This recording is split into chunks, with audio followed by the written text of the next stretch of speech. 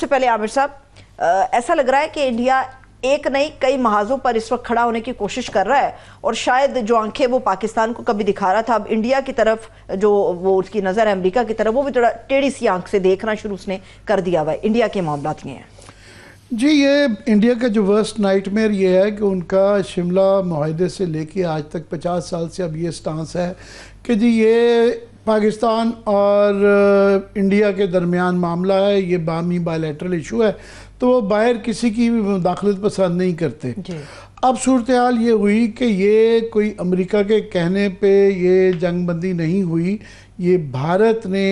ना सिर्फ अमेरिका को और भी ममालिक को फ़ोन करवा के ये दरख्वास्त की और ये उनकी शिकस्त थी। हमारी शुरू से ही यही पोजीशन थी कि हम जंग नहीं करना चाहते, मगर अगर हमारे पे मसलत की गई तो हम ईंट का जवाब पत्थर से देंगे, और वो पत्थर से दिया। जब पत्थर ज़्यादा हो गए उनका हमने एंटी एयर डिफेंस सिस्टम जो है वो मलियामेट कर दिया, मलियामेट कर लिया, ये कम अज़ कम डिसरप्ट कर दिया, और उनके यहाँ जो मिसाइलों की वो छाड़ हुई। याद रहे कि 50-60 साल से उनके शहरों ने उनके ये देखा ही नहीं था। हमारे यहाँ तो बैटल हार्डन लोग हैं, हमें आदत पड़ गई है दहशत गर्दी की जंग से नबर आज़मा होने के लिए। हमने अफ़गानिस्तान के सारा आफ्टरमैथ भी बर्दाश्त किया हुआ, तो उनको ये आदत ही नहीं थी। कश्मीर के अलावा बाकी जब ये पूरा आप देखें ना, गुजरात राजस्थान और पूरा पंजाब कश्मीर, ये जब बमबारी शुरू हुई शहरों के ऊपर, वो ड्रोन आए और रात के वक्त जो है ब्लैकआउट हुआ और मिसाइल गिर रहे हैं, तो उससे जो भगदड़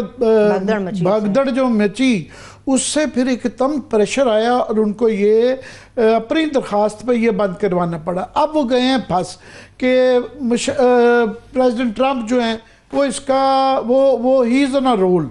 कि वो इस वक्त ट्रंप जो हैं वो पिछले चंद दिनों के अंदर जो है आप देखिए उन्होंने यूक्रेन का मसला भी काफ़ी हद तक वो भी हल होता नज़र आ रहा है, ईरान पे भी स्टांस बदला है उन्होंने, नेतन्याहू को फारिग करके वो मिडल ईस्ट की भी जो है सऊदी अरेबिया से 600 अरब की कमिटमेंट वो ले बैठे हुए हैं, वो गल्फ़ कॉपरेशन की उससे भी कर रहे हैं, और वो जो है चीन के साथ भी उन्होंने मसालत कर ली, तो वो क्रेडिट ले रहे हैं कि जी ये मैंने करवाया है। इंडिया पाकिस्तान में अगर दोबारा दिखा सकें कि ये क्या ट्रंप साहब कह रहे हैं जी। अब इंडिया फंस गया है कि वो ज़ाहिर है उनके फ़ॉरेन ऑफिस ने भी ये इनकार किया है कि पाकिस्तान से सीज़ फायर के बदले तजारती पेशकश की खबर गलत है, और बिल्कुल जी उन्होंने ट्रंप का बयान मुस्तरद कर दिया है और तजारत से सीज़ फायर का कोई ताल्लुक नहीं है, वो ये कह रहे हैं। मगर ट्रंप को आउट ऑफ द वे जाके वो नाराज़ भी नहीं कर सकते। उनका बहरहाल जो है इस वक्त ट्रेड जो है वो $100 बिलियन से ज़्यादा अमेरिका से है, और अब जो बदलती हुई सूरत हाल में चीन के जो रूस देखे न्यूट्रल है, चीन हमारी तरफ है, अब अमेरिका ही उनका एक सहारा रह गया है, जो उन्होंने अगर आगे असला ख़रीदना है और हमारे से मुकाबला करना है तो वो ट्रंप को नाराज़ भी नहीं कर सकते। मगर उनके लिए डोमेस्टिक प्रेशर इतना आ रहा है कि अब जो है आहिस्ता आहिस्ता वो जो डिनाइल की सिचुएशन थी कि नहीं जी हमने ये बराबरी पे कर लिया, और वो जो पहले तरीका था कि वो पुलवामा के बाद भी और उससे पहले उड़ी के बाद भी कि जी हमने देखें वो प्रोपेगेंडा ऐसा, वो इस दफ़ा प्रोपेगेंडा नहीं चल रहा, इस दफ़ा शवाहिद इतने ज़्यादा हैं कि वो नज़र आ रहा है कि लोगों को कि ये नहीं इस दफ़ा हमें शिकस्त हुई है और इबरतनाक शिकस्त हुई है। वो शवाहिद इस तरह हैं कि आहिस्ता आहिस्ता मीडिया भी बोल रहा है, फिर वो लोग जिनको ये उनके मीडिया ने उम्मीद दिलाई थी कि हम कराची भी फतह कर चुके, लाहौर भी कर चुके और इस्लामाबाद पे भी हो गया, तो अब जो वो कब्जा नहीं हुआ और उल्टा नज़र आ रहा है, तो उनके यहाँ अब आवाज़ें आनी शुरू हो गई हैं। अगर वो दिखा सकें कि ये रमेश कुमार जो हैं ये इंडिया के बाइज़्ज़त तरीन सहाफ़ियों में से हैं, इनका NDTV पे प्रोग्राम बंद करवा दिया, इंडिपेंडेंट सहाफ़ी हैं, हिंदी ज़बान शुद्ध हमारी भी आजकल बड़ी अच्छी हो गई है, तो ये सूत्रों के अनुसार ज़रा ये चेक करें क्या आमिर साहब, ये सिर्फ अपने सहाफ़ी को नहीं, दुनिया भर का जो सहाफत का मामला है वहां पर इंडिया में, उनको भी मुकम्मल तौर पे बैन उन्होंने कर दिया। दो चीजें, एक तो उन्होंने कहा कि अगर इंडिया की विक्ट्री हो गई है, वो फतह याब हुए हैं, तो जश्न क्यों नहीं है? क्यों नहीं है? क्यों बाजारों में हमारे देखे ना जश्न चल रहा है ना 2-3 दिन से, और जबरदस्त बात है, इसमें तमाम लोग हैं आमिर साहब, इसमें कम्युनिटी सब है, सब लोग हैं। आतिशबाजी चल रही है, चट्टे लग रहे हैं, तो वो नजर आती है लोगों को आजकल के ज़माने में बेवकूफ़ नहीं बनाया पता। ये जो फतह होती है ये चीख चीख के बोलती है, तो वो कहते हैं कि यहाँ पूरे मुल्क के अंदर एक शोक का समा है, कोई की आवाज़ हो रही है, मारकुटाई हो रही है। तो ये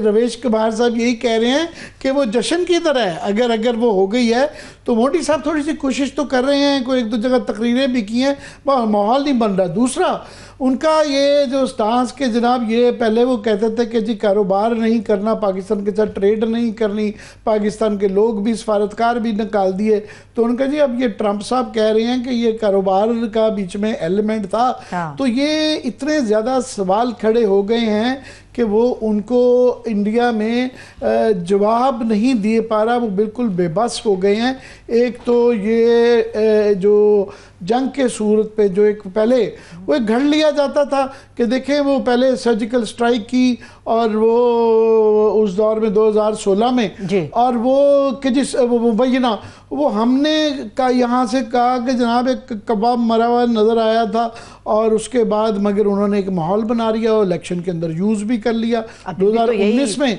2019 में अभिनंदन का वाक़या हुआ, बालाकोट हुआ, सब कुछ हुआ, मगर वो अभिनंदन को वो चाय पिला के भेजा, उसको हीरो बना दिया, फिल्में भी बन गई, और वो उसको मार खा के गया और उसमें फिल्में बना दी, हीरो बना दिया उसको। इस दफ़ा जो है वो उनका प्रोपेगेंडा कारगर नहीं हो रहा, और वहाँ पे जो है अपोजिशन भी, एक तो मीडिया जो था वो गोदी मीडिया जो है कि एक बड़ा 5-10 साल से उनका ये सिलसिला चल रहा था, एक पब्लिक क्लैमर उसके अगेंस्ट जो उठ खड़ा हुआ है, और बहुत ज़्यादा लोग तनकीद कर रहे हैं। ये रवेश कुमार साहब का भी ये प्रोग्राम फॉर एग्ज़ाम्पल NDTV में बंद करवा दिया गया था, तो एक वो जवाब नहीं दे पा रहे, उनसे जवाब पूछे जा रहे हैं कि जी हमें सबूत दें कि हमने जो है अगर कोई कामयाबी हासिल की है तो सबूत दें। फिर ये है कि आहिस्ता आहिस्ता वो इतलाएँ आ रही हैं, फॉर एग्ज़ाम्पल 5 जहाज़ का जो है वो उन्होंने डिनाई भी नहीं किया, उनके स्पोक्समैन से जब पूछा गया तो उन्होंने टाल दिया कि अभी भी जारी है, तो वक्त आएगा तो बताएंगे नहीं, वो कब आएगा। पूरी दुनिया, असल में पूरी दुनिया में शर्मिंदगी हो रही है कि इस वक्त जो है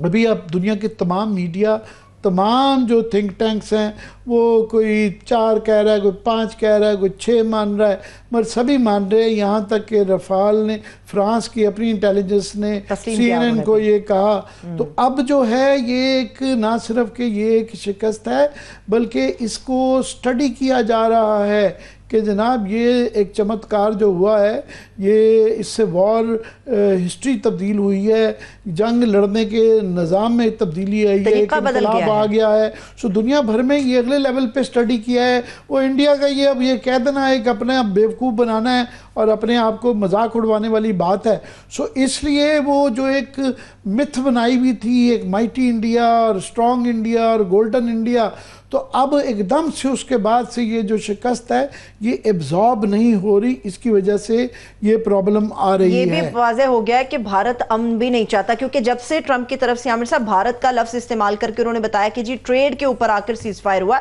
तब से इंडिया के अंदर बहुत ज्यादा हंगामे फूटे हैं और तब से क्वेश्चन बहुत ज्यादा उठाए जा रहे हैं। जी, अब बात ये है कि अभी इसका जो है ना डायरेक्टली दो तरीके इसके रिपरकशन हैं, क्योंकि ये जो रिएक्शन वहाँ पे आया है, एक तो रिएक्शन ये था कि हो सकता है कि जो अक्लमंद लोग हैं उनके कह रहे हैं कि जनाब साथ में उन्होंने जो ये एक धमकी दे दी है कि अगली दफ़ा भी जब कोई पहलगाम होगा तो वो ये जंग होगी, तो वो लोग कह रहे हैं कि जनाब ये आप हर दफ़ा ये धमकी नहीं दे सकती, धमकी वो दें जिसके ऊपर आप अमल दरामद कर सकें। तो समझदार लोग ये कह रहे हैं कि आप जड़ पे जाएं। जड़ क्या है? जड़ कश्मीर है, और ये आहिस्ता आहिस्ता उनके यहाँ समझ आ रही है कि ये मामला शुरू कहाँ से हुआ, ये जो हमारा और चीन का जो ये ताल्लुक था ये कैसे हुआ, क्यों हुआ। कई दहाइयों से हमारी दोस्ती थी, मगर ये जो दोस्ती को जो तक़वियत दी गई, ये इसकी जो कट ऑफ डेट थी 2019 थी।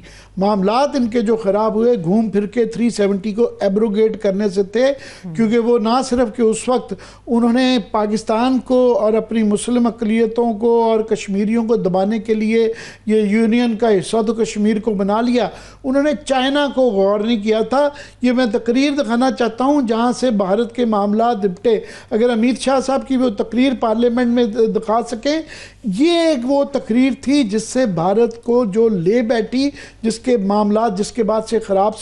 तर आज तक होते गए हैं। उसके बाद से हालात जो है ना वो आउट ऑफ कंट्रोल है। ये जो एब्रोगेशन के बाद ये पार्लियामेंट में इन्होंने अपनी लोकसभा में ये तकरीर की और इसके अंदर वो एब्रोगेशन का तो जिक्र था, साथ में एक्साई चिन्ह जो कि अब चाइना 1962 की जंग के अंदर उन्होंने अपना वो हिस्सा ले लिया था, तो इन्होंने कहा कि हम जो है आज़ाद कश्मीर पे भी कब्ज़ा करेंगे, एक्साई चिन्ह पे भी करेंगे। ये वो एक जुमला था जिसका चीन ने नोटिस लिया, और चीन का एक उनकी डिप्लोमेसी का स्टाइल है कि वो बड़ी लाउड नहीं है, वो बड़ा सटल होता है।